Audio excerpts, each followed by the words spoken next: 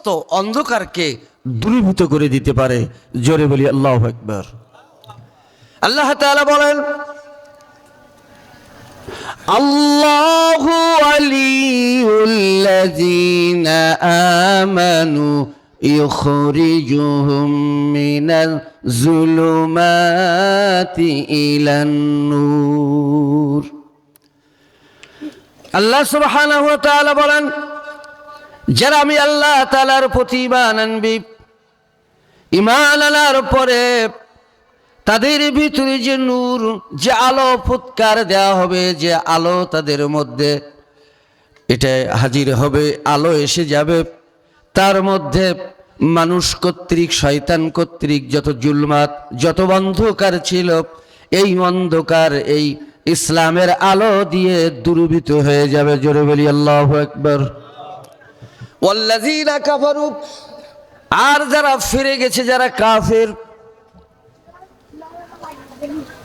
তারা ফিরে যাওয়ার কারণে, তারা আল্লাহর বিধানকে অস্বীকার করার কারণে তাদের ভিতরে যে আলো ছিল, নূর ছিল, এই নূর দূরীভূত হয়ে অন্ধকার অর্থাৎ এই জুলমাত তাদের মধ্যে জড়ে গিয়েছে, তাদের মধ্যে অন্ধকারে পরিপূর্ণ হয়ে গেছে। আর অন্ধকার পরিপূর্ণ হয়ে যাওয়ার পরে কোনটা সত্য, কোনটা মিথ্যা, কোনটা হক এবং কোনটা বাতিল, এটা বিবেচনা, এটা বিচার বিশ্লেষণ করতে পারে না। হক বাতিলকে চেনার মতো যোগ্যতা সে হারিয়ে ফেলে। জোরে বলি আল্লাহু আকবার। এই জন্য অনেকেই মুসলিম পরিবারের সন্তান, মুসলিম পরিবারে জন্ম নিয়েছে, ছোটবেলায় হয়তো কোরআনের কিছু শিক্ষাও পেয়েছে, কিন্তু কুফরি মতবাদ গ্রহণ করার কারণে, কুফরি মতবাদের এই সঙ্গ পেয়ে তাদের মধ্যে যে ইসলামের আলো ছিল, নূর ছিল, এটা দূরীভূত হয়ে গেছে। তার মধ্যে এই অন্ধকার দিয়ে পরিপূর্ণ হয়ে গেছে। এই জন্য কোনটা সত্য, কোনটা মিথ্যা, কোনটা হক, কোনটা বাতিল, এটা চিনতে পারে না। দেখেন না, অনেক মুসলিম পরিবারের অনেক সন্তান, অনেক মানুষ এখন ইসলাম চিনতে পারছে না, ইসলাম জানে না, ইসলাম এটা বোঝে না। তাই মানুষের তৈরি আইন তারা মেনে নিয়েছে, মানুষের তৈরি আইন বাস্তবায়ন করার জন্য সিদ্ধান্ত নিয়েছে। সম্মানিত আমার অত্যন্ত প্রিয়জন, আপনজন এবং সাতক্ষীরাবাসী, গত কয়েকদিন আগে জাতীয় নির্বাচন হয়ে গেল, এই ফেব্রুয়ারি মাসের 12 তারিখে, কি ঠিক কিনা বলুন? সম্মানিত শ্রোতা মণ্ডলী, ইসলামের পক্ষে, ন্যায় ইনসাফের পক্ষে এক দল এটা তারা দাঁড়িয়েছেন, এবং অপর দিকে ন্যায় ইনসাফের বিরোধী পক্ষ হিসাবে দাঁড়িয়েছেন। যারা দাঁড়িয়েছেন এরা তো সব অমুসলিম নাকি? কথা বলতে হবে, অমুসলিম না মুসলমান? সম্মানিত ভাইরা, আমাদের সমাজে, আমাদের প্রিয় মাতৃভূমি বাংলাদেশে কিছু ইমানদার, কিছু মুসলমান নরনারী আছে যারা নামাজ, রোজা, হজ, যাকাত, তাসবিহ, তাহলিল, জিকির, আজকার, দান, সদকা, মসজিদ, মাদ্রাসা, খানকা থেকে শুরু করে অসংখ্য এতিমখানা তারা তৈরি করেন, পরিচালনা করেন। সম্মানিত ভাইরা, কিন্তু জাতীয় জীবনে তারা মানবরচিত আইন তারা মানে, মানবরচিত আইন তারা বাস্তবায়ন করার জন্য তারা সিদ্ধান্ত নেয়। ঠিক কিনা বলেন?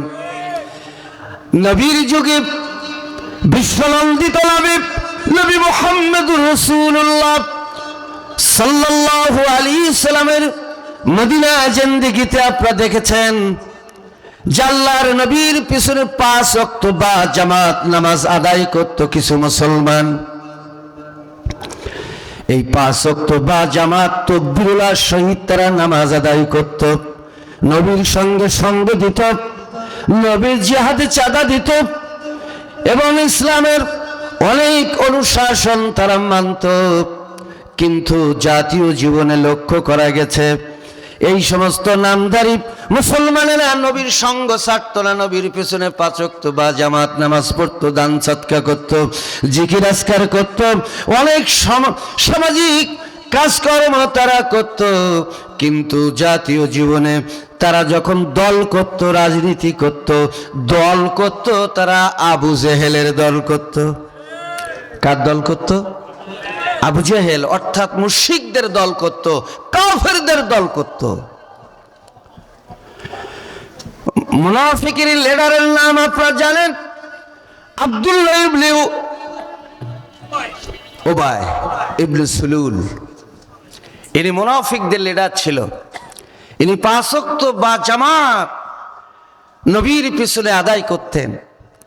আপনাদের মসজিদে, বিভিন্ন মসজিদে আপনারা বায়ান শুনেছেন যে হুজুরেরা বায়ান করেন, যে ব্যক্তি ইমামের পিছনে 40 দিন তাকবীরুল্লাহ সহিত বা জামাআত নামাজ আদায় করবে তার মুনাফিকের দপ্তর থেকে নাম কাটা যাবে। এ বয়ান আপনারা শুনেছেন? শুনেছেন? জোরে বলেন, শুনেছেন? তাহলে যদি এই বয়ানটা এমন হয় যে বিশ্বনন্দিত নবী মুহাম্মদ রাসূলুল্লাহ সাল্লাল্লাহু আলাইহি সাল্লামের পেছনে বা জামাত 40 দিন নয়, বছরের পর বছর এই মুনাফিকিরা আল্লাহর নবীর পিছনে বা জামাত নামাজ আদায় করেছেন, ঠিক কিনা বলেন? বছরের পর বছর আব্দুল্লাহ ইবনে উবাই থেকে শুরু করে তার সঙ্গবঙ্গরা নবীর পেছনে 40 দিন নয়, তারা বছরের পর বছর নামাজ আদায় করেছেন। তারপরেও আল্লাহর পক্ষ থেকে তারা লকাব পেয়েছে, তারা হলো মুনাফিক। তারা কি? কথা বলুন, তারা কি? কেন মুনাফিক হলো? ওই যে আমি আগে বললাম, নবীর পিছনে বা জামাত তারা নামাজ আদায় করত, জিকির আজকার করত, দান সদকা করত, ধর্মীয় আচার অনুষ্ঠানগুলো পালন করত। কিন্তু তারা যখন দল করত, রাজনীতিতে যে যখন দল করত, তারা দল করত মুশরিকদের দল, কাফেরদের দল। কি ঠিক কিনা বলেন? তা আমাদের বাংলাদেশে এমন মুসলমান, এমন নামাজি কি আছে? এমন হুজুর আছে?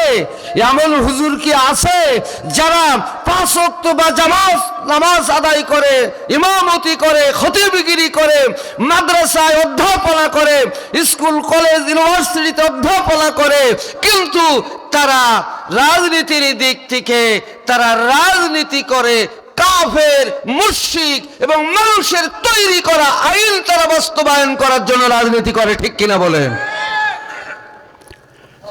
তাহলে এই মুসলমানদেরকে আপনি কি বলবেন? কি বলবেন?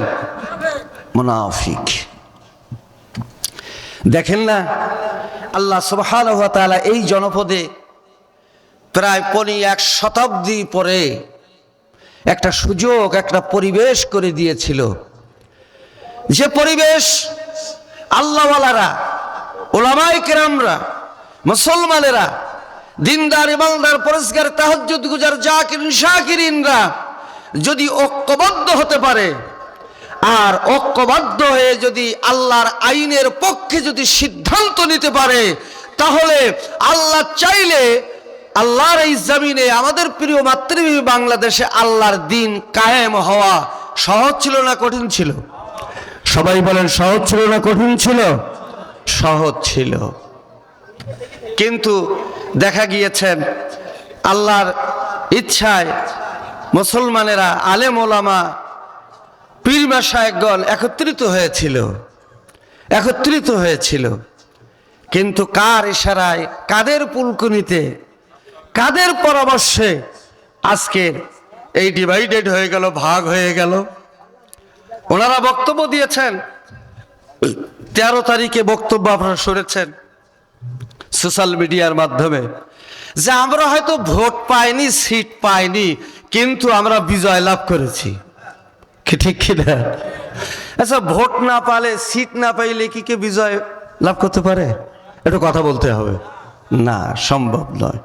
কিন্তু কোন দিকে লক্ষ্য করে কথা বলেছেন এ কথা বলেছেন এই জন্য যে আমরা ভোট পাইনি, সিট পাইনি ঠিকই, কিন্তু আমরা বিজয় লাভ করেছি এই উদ্দেশ্যে যে ইসলামী আন্দোলন ঐক্যবদ্ধ হয়ে আমাদের প্রিয় মাতৃভূমি বাংলাদেশে ইনসাফ প্রতিষ্ঠিত করার জন্য আজকের দেশের কোটি কোটি নরনারীকে সঙ্গে নিয়ে যারা বস হয়েছিল যে কোটি কোটি নরনারী যদি এই ইনসাফের পক্ষে যদি তারা রায় দেয়, তাহলে অবশ্যই আল্লাহর দ্বীন এই জমিনে কায়েম হবে। ঠিক কি বলে? আর ভেঙে যাওয়ার কারণে আজকের এইটা তো হলো না। ইনসাফের পক্ষের মুসলমানেরা তো আল্লাহর দ্বীন কায়েম করার সুযোগ তো পেল না। কি ঠিক কিনা বলেন? পেল না এই জন্য যে এই দিক থেকে ওনাদের বিজয় হয়েছে। ওনারা তো মানবতার কল্যাণের জন্য, আল্লাহর দ্বীন কায়েমের জন্য ওনারা তো ময়দানে আসেনি, ওরা ময়দানে এসেছে ওই জালিমদেরকে প্রতিষ্ঠিত করার জন্য। ঠিক কিনা বলেন? সম্মানিত ভাইরা, এই জন্য আমি যে আয়াতে কারিমা আপনাদের সামনে তেলাওয়াত করেছি, আল্লাহ সুবহানাহু ওয়া তাআলা বলেন, ওরা ওদের মুখের ফুৎকার দিয়ে আমার ইসলামকে নির্বাপিত করে দিতে চায়, আমার ইসলামের আলোক নিভিয়ে দিতে চায়, কিন্তু পারবে না। কে বলেছেন? সবাই বলুন, কে বলেছেন? আল্লাহ সুবহানাহু ওয়া তাআলা।